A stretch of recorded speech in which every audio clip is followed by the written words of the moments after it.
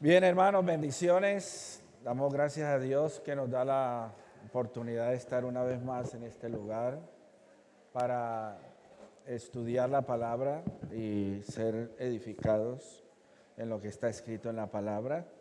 Hemos abierto la Biblia ya durante varios domingos en Gálatas capítulo 3, versículos 15 al 18. Dice el versículo 15, hermanos, hablo en términos humanos, un pacto, aunque sea de hombre, una vez ratificado, nadie lo invalida ni le añade. Ahora bien, a Abraham fueron hechas las promesas y a su simiente, no dice y a las simientes, como si hablase de muchos, sino como de uno, a tu simiente, la cual es Cristo. Esto pues digo, el pacto previamente ratificado por Dios para con Cristo, la ley que vino 430 años después no lo abroga para invalidar la promesa, porque si la herencia es por la ley, ya no es por la promesa, pero Dios la concedió a Abraham mediante la promesa. Hemos estado estudiando un tema ya por varios domingos, ya un mes, casi 2 meses, que hemos estado hablando sobre el propósito de Dios. Dios tiene desde antes que todo viniera a la existencia, Dios se marcó, se fijó, estableció un plan, un propósito. Ese propósito que Dios estableció desde el comienzo, nunca, pase lo que pase, Dios va a cambiar. Dios estableció desde el comienzo un plan, un propósito. Diga conmigo, Dios tiene un propósito eterno. Entonces, cuando nosotros venimos a la Escritura, a la palabra de Dios, un entendido, que espero llegue a ser sabio, porque el entendimiento de la Escritura nos tiene que llevar a ser sabios, lo primero que debe es entender y conocer ese propósito. Unirse a ese propósito. Tener convicción, conciencia, si realmente usted vive la vida que vive conforme a ese propósito. Porque es precisamente el propósito, el plan de Dios, lo que hace que cada uno de nosotros entendamos la razón por la cual existimos. Mientras usted no entienda a partir de la Escritura bien el plan y el propósito de Dios, usted no será consciente a cabalidad de cuál es su razón por la cual está usted en la existencia. Y eso es muy importante. Entonces, hablando del propósito de Dios, estoy enseñando que si usted quiere tener de manera sistemática este propósito de Dios, yo he seleccionado de la lectura que acabo de hacer en Gálatas 3, 7 palabras clave, que ya hemos estado estudiando 5 de ellas. Es decir, que si usted por alguna razón no ha venido, sepa y entienda que esas 5 palabras que ya hemos estudiado, Abraham, promesa, herencia, simiente y Cristo, se encuentran en YouTube. Ahí la puede encontrar porque la hemos ido colocando ahí para los que por alguna razón no han venido. Entonces acuérdense que primero hemos hablado de Abraham. Propósito de Dios se entiende a partir del patriarca Abraham. Y el patriarca Abraham se convierte de alguna manera como el paradigma, el modelo, la manera como Dios nos está invitando a cada uno de nosotros a tomar conciencia de nuestra existencia. Amar, razón de existir. Cuando usted y yo, en algunos momentos que nos cae como eso de inquietudes del existencialismo, por qué y para qué, y de dónde vengo y para dónde voy, y toda esa historia que le llega muchas veces a la cabeza cuando uno no tiene nutriente eterno, cuando uno no tiene palabra clara en la mente está buscando telos, no telas, sino telos, está buscando finalidad, razón, propósito, hacia dónde voy, para qué estoy. Entonces allá afuera en el mundo, la sabiduría del mundo y la manera como el mundo plantea las cosas, la gran mayoría de la gente allá tiene cualquier cantidad de maneras de pensar, filosofías y algunas religiones, y cada uno de ellos plantea la vida de una manera, otros de otra, pero uno cuando viene a la Escritura se da cuenta que este plan o propósito de Dios le da solidez a nuestra fe. Usted empieza a entender que esta vida no es un asunto del azar, de un Big Bang, de una explosión que un día hubo en un momento puntual del desarrollo de la evolución, y aquí llegamos todos y aquí estamos todos y aquí nos vamos y nunca más volvemos a saber nada de nadie. No, la Biblia nos enseña que hay un plan y un propósito. Y Abraham, de alguna manera, Dios lo usa para enseñarnos a amar la vida, a asirnos de la vida. Que usted se mira al espejo y se diga a sí mismo: yo en Dios amo mi razón de existir. Y cuando usted toma conciencia de esa verdad, de que tú existes porque hay un plan, porque hay un propósito eterno, es a partir de ahí que la vida se pone interesante. Que uno no la lleva al azar, a la aventura, a ver qué resulta, a ver qué. No, cuando uno empieza a entender en Dios que hay un plan eterno, gloria a Dios, y que a partir de ese plan eterno, Él me invita a mí a participar para que en función de esa eternidad yo tome conciencia en mí mismo de amarme y de amar lo que soy, por encima de mis debilidades, por encima de mis errores, por encima de las tonterías que pueda estar yo haciendo. Dios tiene un plan con cada uno de nosotros. Entonces Abraham es prácticamente la persona que Dios elige, escoge, y ya nos vamos a dar cuenta de un dato que posiblemente usted no maneja, para que se sorprenda porque hoy vamos a hacer un pequeño correctivo de la fe que a veces se predica por ahí y que no corresponde a lo que está escrito en la Biblia tocante al tema que ya más adelante voy a tocar. Entonces hemos hablado ya de Abraham. El Señor dijo a Abraham: serán benditas en ti todas las familias de la tierra. Y Dios le da a Abraham promesa. Ahora bien, a Abraham fueron hechas las promesas. Dios le dio a Abraham promesas. Están en Génesis 12, está en Génesis 15, está en Génesis 17, está en Génesis 18, está en Génesis 22.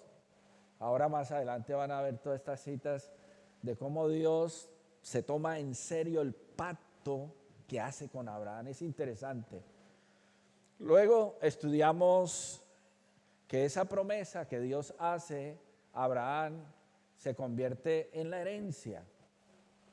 Un lenguaje bastante interesante de cara al futuro de lo que estudiaremos en su momento con respecto al libro de Apocalipsis, porque todo esto es base para hacer una interpretación de la historia del futuro inmediato en el que estamos viviendo. Y hacia allá espero abonando el terreno para que ustedes tengan claro algunos términos. La herencia, porque si la herencia es por la ley, ya no es por la promesa, pero Dios la concedió a Abraham mediante la promesa. Eso, ahí hay mucho que decir. La cuarta palabra, como hemos estudiado, la simiente. Ahora bien, a Abraham fueron hechas las promesas y a su simiente, no dice y a las simientes como si hablase de muchos, sino como de uno, y a tu simiente, la cual es Cristo.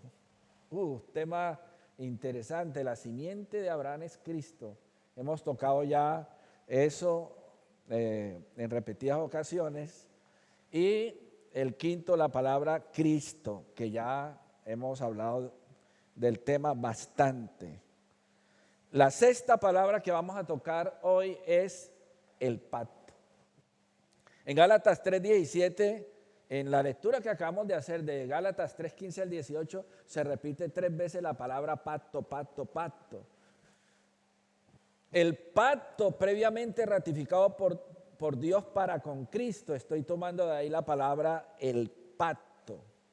Vamos a decir algunas cosas interesantes sobre el pacto. Dios es Dios de pactos, de acuerdos, de convenios. Eso nunca lo debe usted olvidar y lo debe incorporar al desarrollo de la fe. Dios es un Dios que establece acuerdos. ¿Para qué? Para que el hombre, el ser humano, asuma responsabilidad. Eso no es de que yo te estoy dando, yo te estoy bendiciendo, yo te estoy prosperando y tú a vivir como quieras. No, espérate un momento. Los pactos, los acuerdos, los convenios que Dios estableció, como ya veremos un poquito más adelante con algunas personas, las iba haciendo responsables, las iba Dios despertando, tomando conciencia. Oye, que la vida no es corro por aquí, me voy por allá y vivo como quiero. No, aquí hay una razón por la cual yo te he traído a la existencia, y cuando usted no está caminando en el puro centro de ese plan y ese propósito, Dios dice usted está perdido. Como ya lo he dicho en otras ocasiones, la perdición consiste precisamente en no estar en el puro centro de la voluntad de Dios. Cuando usted no está en el puro centro de la voluntad de Dios, usted está perdido. Aunque esté haciendo cosas loables, aunque esté haciendo cosas espectaculares. Abraham era un hombre riquísimo, tenía 500 siervos en casa, era un hombre próspero, un hombre de empresa, era un patriarca en el sentido, ¿cómo se llama?, de reconocimiento ante los demás, pero no había tenido prole. No estaba en el puro centro de la voluntad de Dios, y cuando Dios lo somete, lo llama, lo trae, lo invita a participar de lo que Él tiene, es a partir de ahí que Abraham entiende razón de ser, propósito de vida. Y la vida de Abraham toma sentido a partir de eso. Entonces los pactos que Dios hace son pactos que son algunos con condición. Yo te doy, pero si tú esto. Yo te bendigo, pero si tú haces esto. Yo haré esto, pero si tú. O sea, hay pactos que tienen condiciones. Pero hay otros pactos que no tienen condiciones, son incondicionales. Por eso, en Éxodo 19:5, ahí el Señor le dice a Moisés: si diereis oído a mi voz y guardareis mi pacto. Ese sí es condicional. Es decir, que la manera como Dios va a prosperar y a bendecir a Moisés, a Israel y a todos los que estaban en el Sinaí, estaba condicionado a obedecer tal cual a la ley. Eso es una de las cosas que muchos no entienden con respecto a Israel, es eso. Si es que desde el comienzo Dios condicionó ese pacto con ese pueblo. Yo les voy a bendecir, yo les voy a prosperar, yo voy a establecerles, pero ustedes tienen que hacer esto. Y el día que ustedes no lo hagan, ustedes lo pierden. Dios se lo repitió hasta la saciedad. Condicionales, pactos incondicionales, el pacto que Dios hace con toda la humanidad a través de Noé. ¿Cuál es ese pacto? Que nunca más Él destruiría la tierra con el diluvio. Y entonces puso como señal ¿qué? El arco iris. El arco iris es la señal que Dios está diciendo incondicional: nunca más destruiré la tierra con el diluvio. Nunca más. Bien, entonces pactos tal. Dios de pactos. Dios hizo pacto con Adán. en el Edén. Algunos le llaman el pacto edémico, otros le llaman el pacto adámico.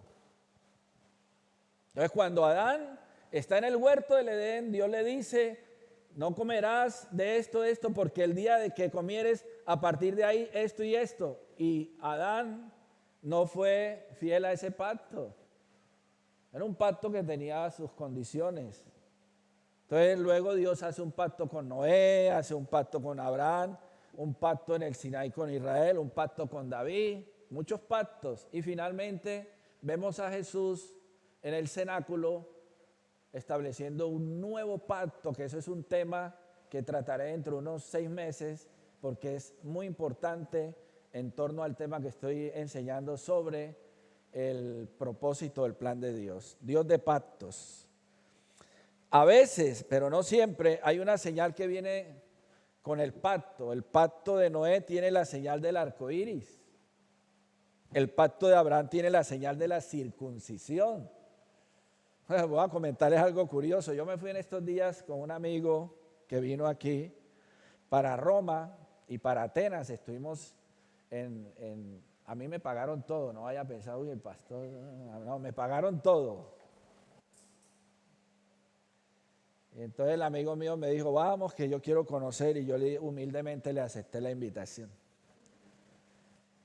Bueno, yo había tenido la oportunidad ya de estar en Roma y en Atenas, pero esta vez entramos a los, ¿cómo se llama eso? A las estatuas o a las imágenes que tienen los diferentes museos, tanto en Roma como en Atenas. Todas esas imágenes hechas en mármol, bien hermosas, bien talladas.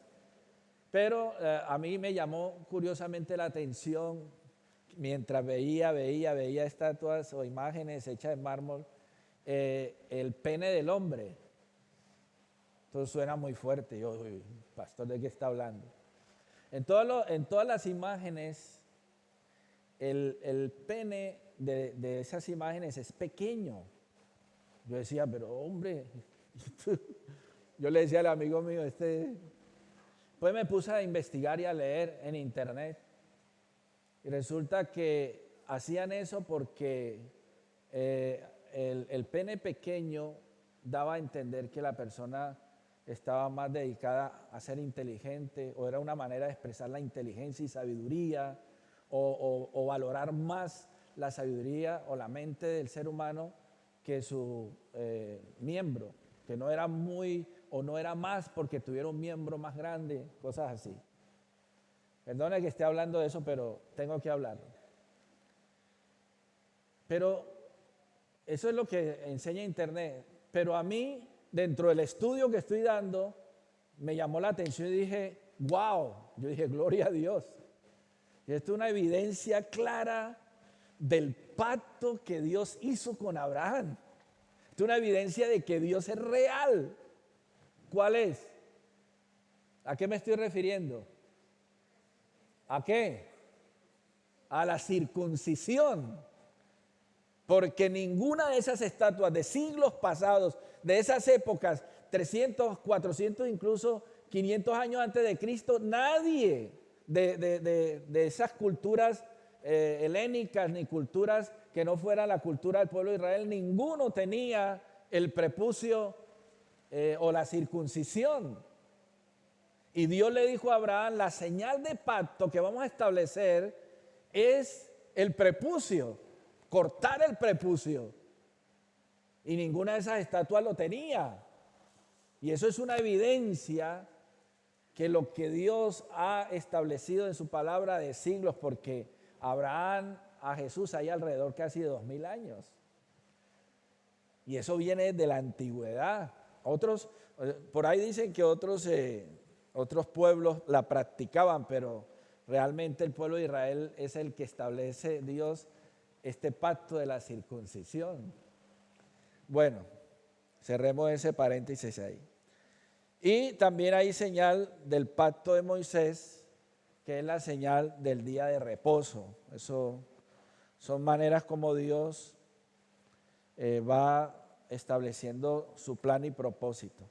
Bien, en Génesis 17, del 1 al 27, se describe al detalle ese pacto que Dios establece con Abraham. Y ahí dice, pondré mi pacto entre mí y ti y te multiplicaré en gran manera, para decir algunas cosas. Debemos tener presente que el pacto de Dios para con Abraham fue por gracia. Aquí es donde quiero hacer una aclarancia, como dijo un hermano del campo allá en Colombia. Pastor, yo quiero hacer una aclarancia. Para aclarar algo, la tendencia de muchos predicadores, entre ellos yo, en tiempos pasados, insistíamos en decir que la gracia se da en el Nuevo Testamento y no en el Antiguo. Ese concepto de la gracia, de alguna manera, ha sido muy tergiversado y mal entendido, y a raíz de eso se ha desviado mucho la fe. Quiero decirle, hermanos, que la gracia empezó antes de que todas las cosas vinieran a la existencia. Antes de Dios hacer el sol, la luna, las estrellas, la tierra, todo, la Biblia dice que el Señor se vació, que Kenochi, se inmoló. O sea, Dios se hizo o tomó la decisión de hacerse hombre antes de que todo viniera a la existencia. Entonces la gracia no empezó en el Nuevo Testamento. Tenemos textos bíblicos del Antiguo Testamento que hablan de la gracia. Un detalle, por ejemplo esto, Josué 24, 2 y 3, dice, y dijo Josué a todo el pueblo, así dice Jehová Dios de Israel, vuestros padres habitaron antiguamente al otro lado del río, esto es Taré, Taré es el padre de Abraham y de Nacor, y servían a ¿quiénes? A dioses extraños, servían. Y yo tomé a vuestro padre Abraham del otro lado del río y lo traje por toda la tierra de Canaán y aumenté su descendencia y le di a Isaac. ¿Dónde estaba Abraham cuando Dios lo llamó? En una tierra pagana, adorando dioses extraños. Es que Abraham no estaba por allá en una vida, digamos, de santidad y de compromiso con el Dios de la Biblia. Es decir, que cuando Dios escoge a Abraham, lo escoge ¿por qué? Por gracia. Eso es lo que Pablo plantea desde el comienzo. La ley vino 430 años después de Abraham. Así que no fue por la ley que vino la bendición, sino fue por medio de la gracia que Dios estableció ¿en quién? En Abraham, diciendo te bendeciré, te multiplicaré. ¿Y qué hizo Abraham? Nada. Solamente le creyó a Dios y le fue contado por justicia. ¿Estamos entendiendo eso? La gracia siempre ha estado desde antes, durante y después de todo. La gracia es el amor de Dios, la misericordia de Dios. Entonces, a veces cuando se establece la ley como una especie de obligatoriedad para que haya bendición, prosperidad, en el caso, por ejemplo, del diezmo. Hermano, ¿cuántas veces nosotros no hemos enseñado? Yo enseñé muchas veces la bendición económica porque usted diezmara y la maldición porque usted no lo hiciera. Eso fue uno de mis grandes errores como maestro de la Escritura. Y lo prediqué durante años. Nuestra economía estaba muy bien. ¿Y cuál fue el sacrificio?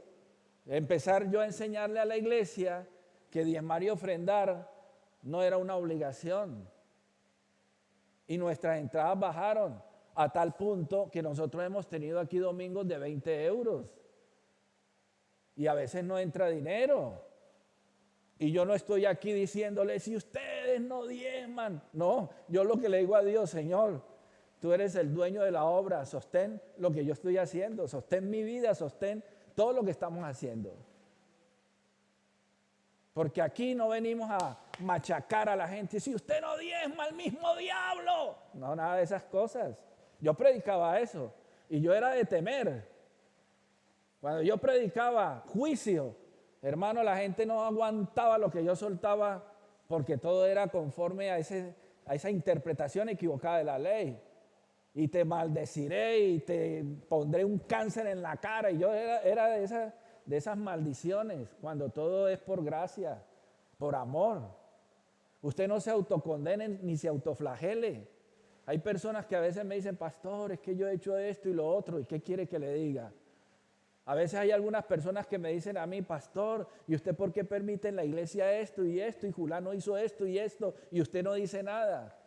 Si no dice Dios, ¿quién soy yo para decir? Hermanos, tenemos que empezar a entender que hay verdades escritas en la Biblia, que nuestro pecado, nuestra maldad y nuestra mentalidad religiosa aún no acepta lo frágil que somos. Eso de los supermanes espirituales y de los inmaculados, yo era uno de los que entraba 5 días consecutivos de ayuno y de oración. Usted no me conoció a mí en el fanatismo evangélico. Dele gracias a Dios. Claro, estuviera lleno este salón, porque a la mente religiosa le gusta autoflagelarse. Yo hice esto, merezco esto. ¿Y por qué estoy así? Porque yo hice esto. Y el religioso no admite la gracia. Y usted cuando lo quiere saber, cuando usted ve que el otro, su vecina o su familiar no viene a la reunión. Si usted viera cómo me ponía yo cuando usted no venía a la reunión. Señor, mándale siquiera una enfermedad en la pierna para que sienta que tiene que buscarte. Yo hoy día les digo, hermanos, usted está en libertad de venir o de no venir. Yo he estado en el verano casi solo aquí predicando. Porque esto es ¿por qué? Por gracia. Yo no puedo estar detrás de usted con una escopeta obligándolo a que venga, a que esté, a que crea, a que reciba. Cuando empiece la semilla que estamos sembrando en esta ciudad a dar fruto, veremos muchas cosas grandes. Y yo antes de morir lo tengo que ver en esta ciudad. Tenemos que entrar, estar. Yo no estoy interesado que usted traiga a sus compañeros aquí. No, pastorelos allá. Y no les hable de yo asisto a la iglesia y voy los domingos a cantar coro. Esa tontería no se la diga. Suéltele verdades eternas de vez en cuando así. Confróntelos. Que va a llegar un día que le van a decir, oye, tú dijiste esto y me ha dado vuelta. El Espíritu de Dios es el que convence de juicio, de pecado y de justicia. Otra vez, entonces Dios cuando llama a Abraham, lo llama en un contexto de total oscuridad acerca de la fe. Por gracia. En Apocalipsis 13:8 dice, la gracia siempre ha estado presente, incluso desde antes de que todas las cosas hubiesen venido a la existencia. En Apocalipsis 13:8 dice, el Cordero que fue inmolado desde el principio del mundo. ¿Cómo así? En el principio del mundo el Cordero fue inmolado. Muéstreme dónde fue eso. Y luego es que no fue inmolado en la cruz, allá, pero aquí dice que desde el principio fue inmolado. Gracias. Señor nos busca a cada uno de nosotros y nos encuentra. Ya voy a terminar, no se desespere. Génesis 6:8. Pero Noé halló gracia ante los ojos de Jehová. ¿Cuándo fue eso? En el diluvio. Dios con todo el enojo que tenía me cargo a todo el mundo, el juicio de Dios. Y hubo un hombre que halló ¿qué? Gracia. Gracias a que Noé halló gracia. Si no, no estuviéramos ninguno de nosotros.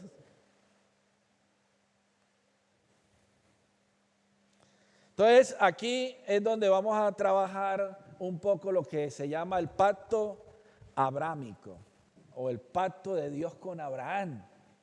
Vamos a estar considerando hoy algunas cosas y ya en los siguientes domingos otras y así vamos. Entonces, en el pacto abrámico o el pacto que Dios hace con Abraham, se lo repite Dios a Abraham 6 veces. Yo no sé si era que Abraham era cabezón, terco.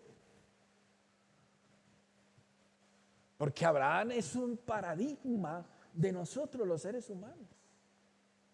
Dios nos repite, Dios nos habla y dele, y dele, y dele, y nosotros cazando mariposas. ¿Sabe que Dios dice en el libro de Génesis a partir del capítulo 12 que se le apareció a Abraham? Abraham estaba un día ahí sentado a las afueras de su casa y se le apareció Dios. Nosotros no podemos decir lo mismo. Si se le aparece Dios a Abraham, y si usted lee bien, como vamos estos domingos a verlo, nos vamos a dar cuenta lo terco que era Abraham. Porque Dios le habla a Abraham cuando Abraham tenía alrededor de unos 75 años de la promesa. Y 25 años después, todavía Abraham estaba pensando si era así o no era así. ¿Por qué? Porque Abraham le dice a Dios, ojalá viva delante de ti Ismael.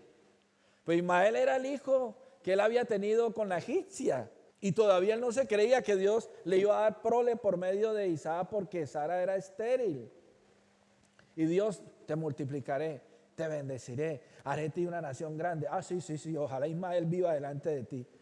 Dios mismo hablándole a Abraham, y Abraham cabezón, cabecicuadrado. Eso somos todos nosotros. Que es por aquí, no, uno coge por acá. Que es así, no, uno hace asá. ¿Por qué? Porque uno es cabezón.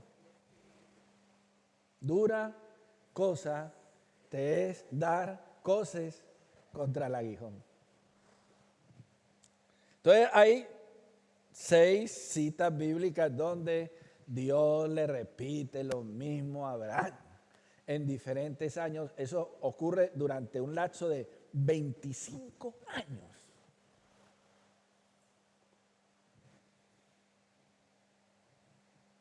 Los detalles e implicaciones del pacto de Dios con Abraham son de gran alcance. 3 promesas en el pacto de gracia.